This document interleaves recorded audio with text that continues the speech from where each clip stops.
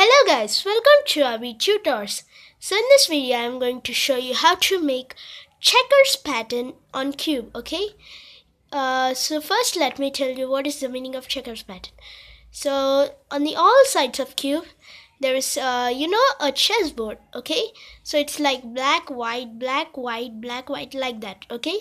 So on the cube we can make the checkers pattern like yellow, this yellow edge pieces on the white edge pieces, so they're just flipped, okay? So for making it you need to take this down 2 times, okay? So then take this 2 times, okay? So we have yellow checkers pattern and white checkers pattern. So now we'll take this layer 2 times, okay? So that's how we make checkers pattern. Okay, let me undo it. 2 times, okay? Then 2 times, okay? And then 2 times, okay? So that's the formula for making a checkers pattern. So thanks for watching.